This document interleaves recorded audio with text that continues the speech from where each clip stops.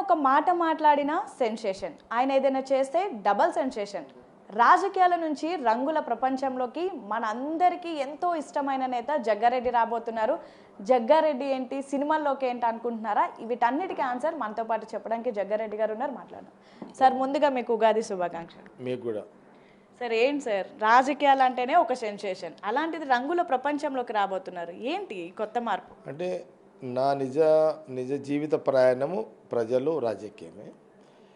ఇది కాలం నిర్ణయానుసారంలో భాగమే ఈ యొక్క సినిమాకి నటించడము, నా పాత్రలకు సంబంధించిన చూపించడము. రామానుజం అనే డైరెక్టర్ ఒక సందర్భంలో ఒక ఫంక్షన్లో పరిచయం చేసుకున్నాడు. సార్ కొన్ని సంవత్సరాలుగా ఈ వార్ ఆఫ్ లవ్ జగ్గారెడ్డి అనే ఒక టైటిల్తో సినిమా తీయాలని అనుకున్నాము. మీ గురించి తెలుసుకున్నాము. మీలాంటి ఒక వ్యక్తి ఉంటే చేయించాలని అనుకున్నాము. పేరు మీది ఇట్లని వాళ్ళు రకరకాల ఆలోచన చెప్పినాడు. చెప్పుకుంటూ వారు ఒక ఫోటో చూపించారు నాది. ఈ వార్ ఆఫ్ లవ్ జగ్గారెడ్డి అని నా ఫోటో చూపించాడు. ఆ ఫోటో కనెక్ట్ అయినా ఒక సెకండ్లో కనెక్ట్ అయ్యి రామాజు గారికి ఒక మాట ఏం చెప్పినంటే, సరే టైం వచ్చినప్పుడు మీతో మాట్లాడుతున్నాను నన్ను, ఎందుకో మళ్ళీ తర్వాత కొంత మూడు వచ్చి ఒకరోజు పిలిపించిన. సరే ఏదో ఆయన చెప్పిండు, ఏంది అసలు దీన్ని ఏందని అంటే చెప్పిండు అనమాట. ఒక ఇద్దరు లవ్ చేసుకుంటారు. ఆ పిల్ల వాళ్ళ తండ్రి ఒక పెద్ద బిగ్గెస్ట్ ఫ్యామిలీ, డామినేషన్ ఫ్యామిలీ. వాళ్ళ పెళ్ళికి ఒప్పుకోరు కాబట్టి అతని భార్య అంటే ఈ పిల్ల తల్లి మీ నాయనకు చెప్పాలంటే పలానా జగ్గారెడ్డి ఒక వ్యక్తి ఉన్నాడు, అతని దగ్గర పోతే అతను సొల్యూషన్ చేయగలుగుతాడు అని అన్నప్పుడు, మరి ఇంత పెద్ద వ్యక్తికి మా నాన్న అంత వ్యక్తి ఆయన ఎవరో తెలియదు కదా అని అంటే, లేదు అతను ఇట్లా ఒక స్టూడెంట్ లీడర్గా లేకపోతే ఒక కౌన్సిలర్ చైర్మన్గా ఇట్లా, మీ నాయననేమో కొంత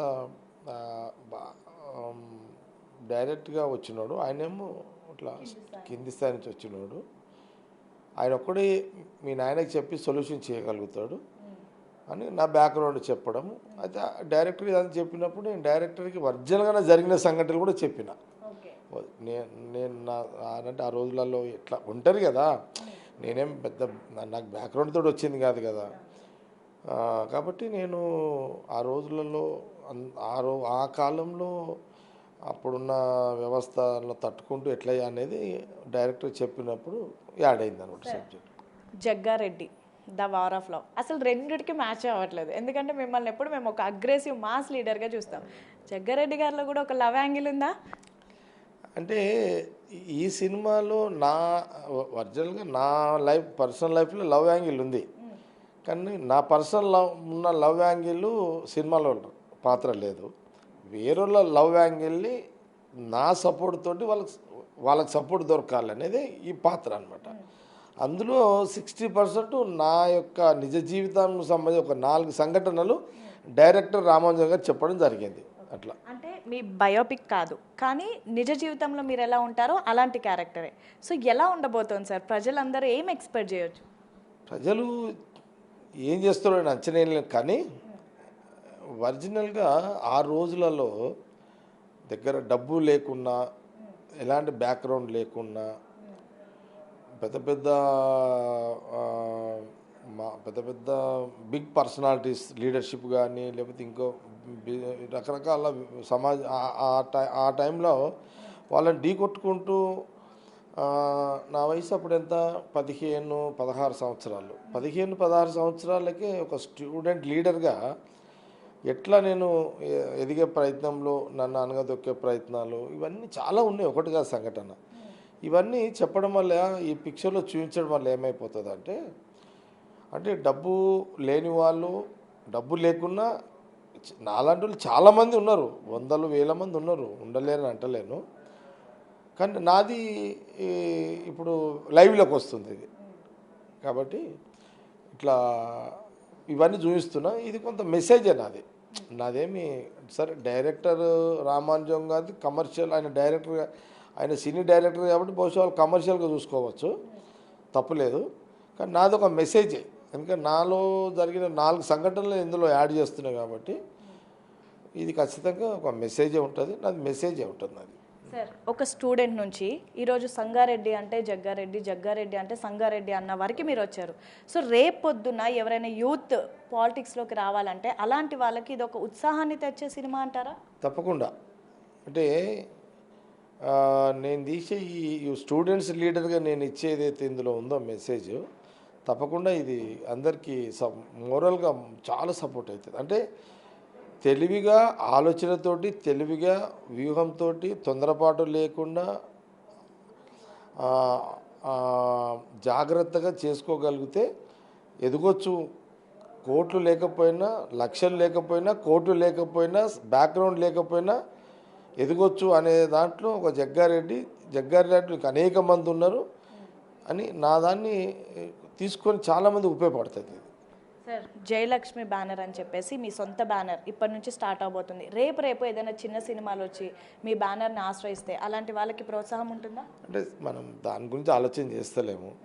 జయలక్ష్మి సినీ బ్యానర్ ఏంటంటే కొంత నా కూతురు జయలక్ష్మి, కొంత మా కొడుకు కూడా, నా కొడుకు దత్తు సాయి, నా కొడుకు కానీ నా కూతురు కానీ, కాబట్టి అట్లా కొంత పాపది పెడదామని అట్లా డిసైడ్ అయినాము. ఏదేంటి, మనమేమి సినిమా బిజినెస్ కాదు కదా.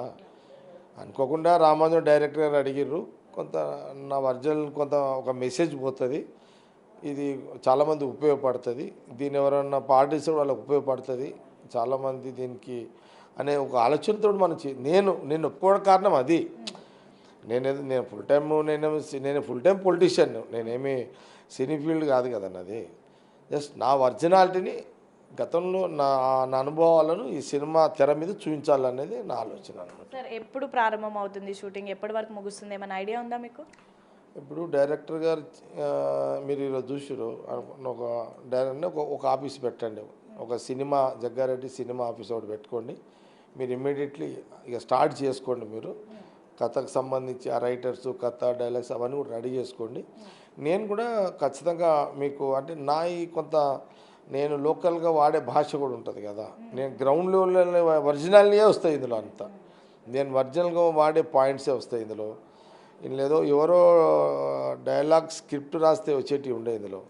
ఒరిజినల్గా నేనే కొన్ని చెక్ చేసుకుంటూ ఇట్లుంటాయి, దీన్నే కొంత మాడిఫై కూడా ఉండదు. ఇక నా ఒరిజినల్నే వర్డింగ్స్నే ఎక్కువ యూజ్ చేసేటట్టు కూడా, ఎందుకంటే నా పాత్ర నేను వచ్చినప్పుడు నా ఓన్ రెగ్యులర్గా వాడే పదాలే వాడతాయి నేను ఇక. కాబట్టి బాగానే ఉంటుంది నా ఒరిజినల్, కాబట్టి నాకు తెలుసు కదా. నాకు మా సంగారెడ్డి పబ్లిక్ ఇష్టపడతారు, అంటే తెలంగాణలో కానీ తెలుగు రాష్ట్రాలు రెండు రాష్ట్రాల ప్రజలు ఇష్టపడతారు అనేది నేను అనుకుంటున్నాను. సార్, చివరిగా వెండి తెర పైన ఓన్లీ జగ్గారెడ్డి గారినే చూస్తున్నామా, కుటుంబ సభ్యులను ఎవరినైనా చూస్తున్నామా? లేదు, కుటుంబ సభ్యులు అంటే అసలు దాని మీద ఆలోచన లేదు. ఇప్పుడు మనము కుటుంబ సభ్యులను పెట్టాలి పెట్టొద్దు అనే ఆలోచన లేదు మనకు. అది ఇప్పుడు ఎందుకంటే అసలు నేను రావడమే ఒక విశేషం, కాబట్టి దాని మీద చర్చ లేదు. సో మొత్తానికి ఇది పరిస్థితి. ఉగాది రోజు తెలంగాణ రాష్ట్ర ప్రజలందరికీ కూడా జగ్గారెడ్డి గారు ఒక గుడ్ న్యూస్ని చెప్పారు. త్వరలోనే మీరందరూ కూడా వెండి తెర పైన జగ్గారెడ్డి గారిని చూడబోతున్నారు. అయితే ఇందులో ఒక నటుడుగా కాదు, యాజ్ టీజ్గా జగ్గారెడ్డి ఒరిజినల్ క్యారెక్టర్ ఏదో అదే చూడబోతున్నారు.